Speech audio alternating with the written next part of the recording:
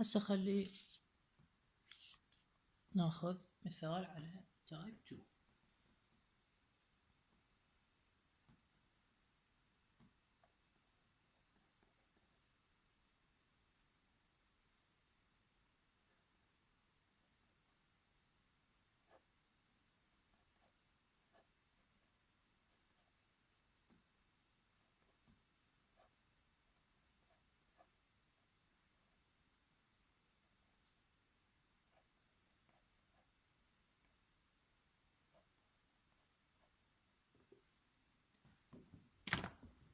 هذا من نجي نريد نشوف من يا تايب ينطبق على التايب الثاني.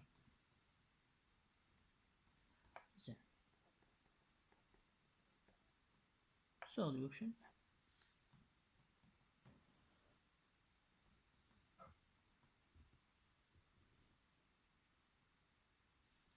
مثل ما قلنا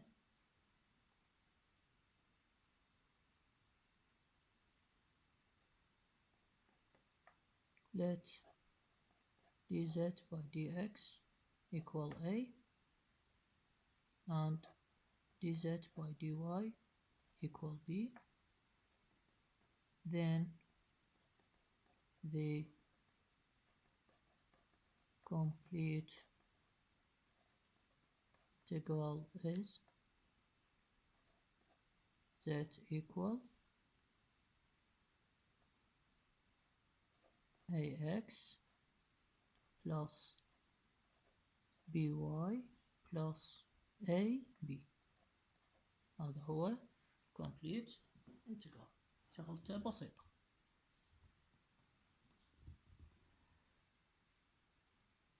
حتى أحصل على السنجولار انتجرال راح أشتق هاي المعادلة مرة بالنسبة للA ومرة بالنسبة للB.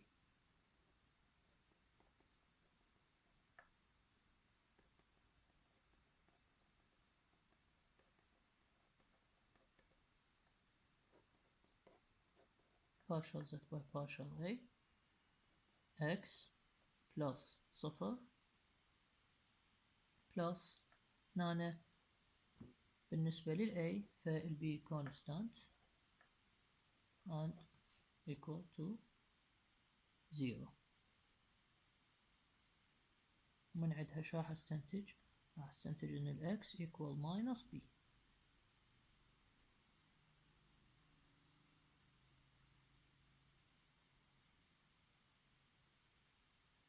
او خلينا نقول ال b، يعني انا اقدر اتخلص من ال b وال a equal minus x، ثم partial z by partial b equal هذا صفر، هذا y plus هذا يصير a equal to 0. من عنده شو حصل؟ حصل ال a equal minus y.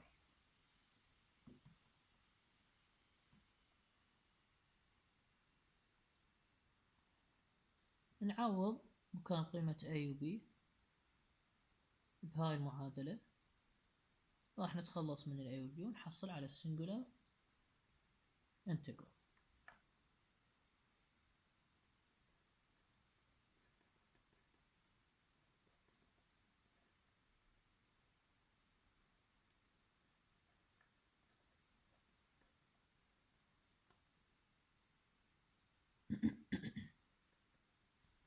خلينا نسميها معادلة رقم 1.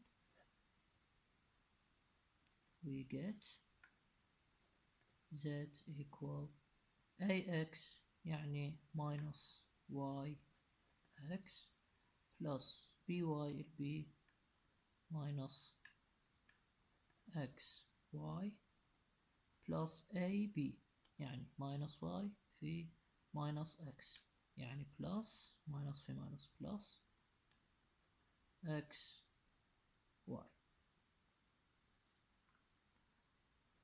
نبسطها تصير minus 2 minus xy في plus xy يبقى لي فقط minus xy. This is the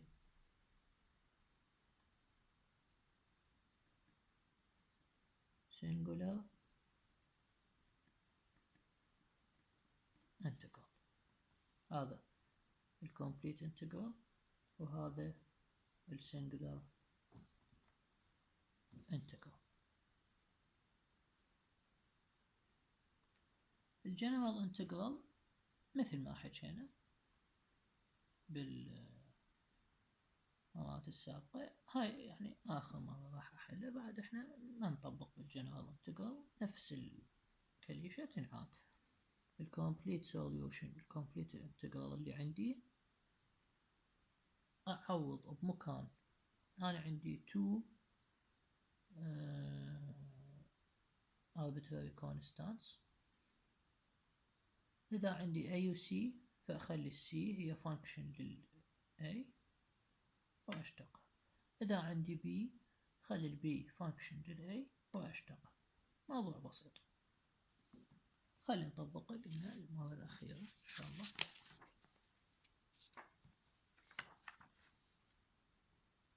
يعني الوقت ما يسعفنا يعني التكرار الكثير. انتوا بعد عندكم الفيديو تقدرون تعيدوه.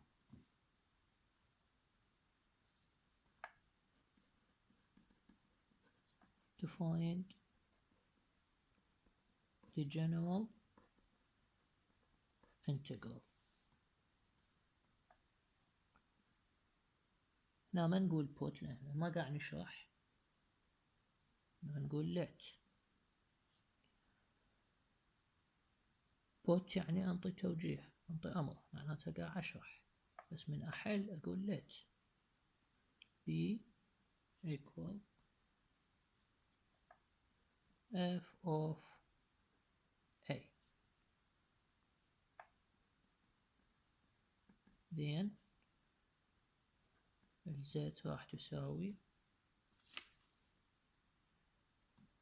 هاي المعادلة مالتي، زيت راح تساوي ax plus by تصير f of a في y plus a في f of a.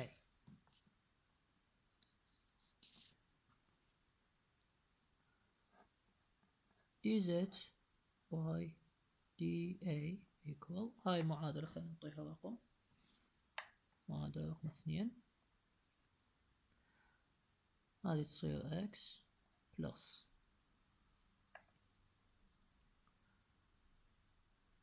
f dash of a في y plus، هنا ايش عندي؟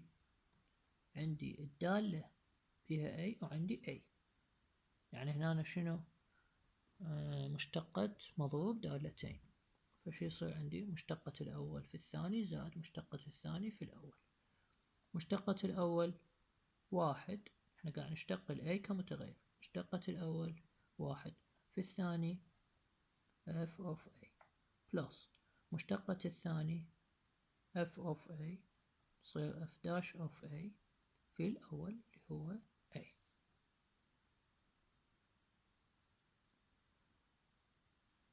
هذه معادلة رقم 3 الكليشة eliminating a from 2 and 3 will give us the general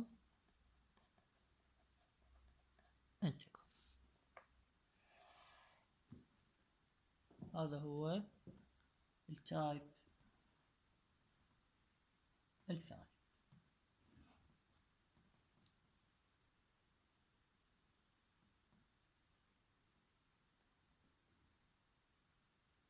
التايب الثالث ما طول احنا بالجنرال انتجرال. التايب الثالث والتايب الرابع ما عندنا اي مشكلة، نفس الكلام يخص الجنرال انتجرال، نفس الكلام.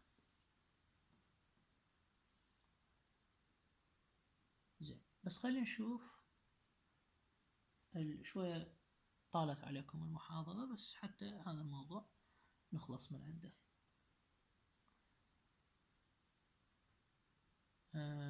لأن الوقت يداهمنا. التايب الثالث، وهي هاي المحاضرة ترى يعني تشوفون بها أمور كثيرة، بس إذا تدققون بها أنا حاولت أفصل لكم إياها، أرتب لكم إياها بطريقة بحيث تكون جدا سهلة وبسيطة. بس هو الموضوع شوية يحتاج له نسبة من الحفظ. التايب الثالث اللي كان عندنا هو شنو؟ هذا اللي قلنا عندي بالمعادلة يكون عندي دي زد باي دي اكس ودي زد باي واي، وعندي زد بس ما عندي اكس وواي، لا عندي اكس ولا عندي واي.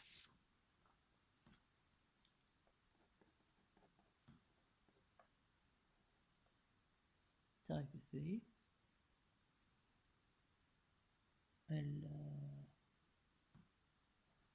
half of z partial z by partial x partial z by partial y equal to 0. هذا شكل التايب الثالث.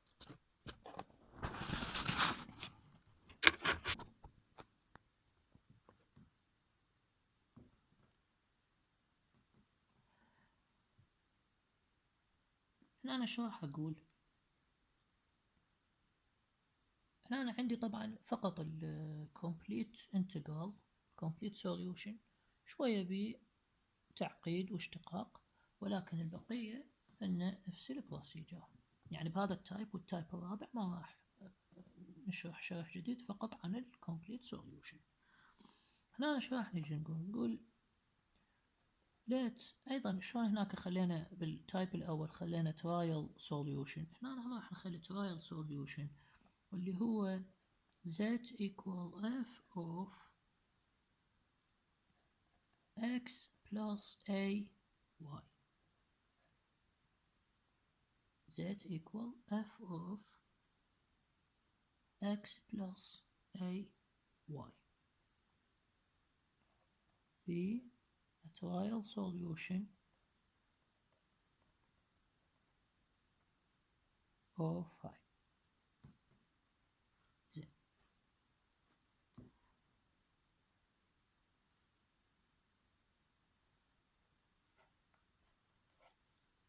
زين خلي نسمي هاي مو فارزة، هاي x plus ay. خلي نسمي x plus ay نسميها u. let x plus ay خلي نسميها u. شو راح يصير عندي؟ راح يصير عندي ال z equal f of u. زين إذا أجي أقول أريد أخلي هاي المعادلة بدلالة ال dz by du، مو dz by dx و dz by du. فشو راح أسوي؟ راح أحول dz by dx و dz by dy إلى اليو. شو أقول؟ أقول dz by dx equal، شلون أحولها لليو؟ إذا تتذكرون ماخذين يعني انتو هيجي أمور، أقول dz by du في du by dx. هذا راح ينتج لي شنو؟ راح ينتج لي ال dz by du شو يساوي؟ عفوا ال dz by du أنا أريده، بس ال du by dx هو شنو؟ هو واحد، هذا صفر، ف du by dx يساوي واحد، راح يساوي هذا شنو؟ واحد في dz by du. خليها هيك حتى ما تشتبهون، واحد ويساوي dz by du. ال dz by dy أيضا تساوي dz by du في du by dy ويساوي دي زد باي دي يو في دي يو باي دي واي يساوي A بلس صفر A ويساوي إذن A في دي زد باي دي. هسه أعوض ذني هنا substitute N1 راح يصير عندي F of Z فاصلة دي زد باي دي اكس شو تصير دي زد باي دي يو والدي زد باي دي واي تصير A في دي زد باي دي يو equal to 0. يعني الإيكويجن الأساسي اللي عندي المعطاة بالسؤال تتحول بمكان بدلالة دي زد باي دي اكس دي زد باي دي يو إلى دي زد باي عفوا باي دي واي تتحول إلى بدلالة دي زد باي دي يو. زين إذا أجي أطلع ال دي زد باي دي يو خارج هاي الفانكشن أطلع ال دي زد باي دي يو خارج هاي الفانكشن. طبعا هذا الحكي كله بالمثال راح يكون أوضح وأسهل. إذا أطلع ال دي زد باي دي يو خارج هاي الفانكشن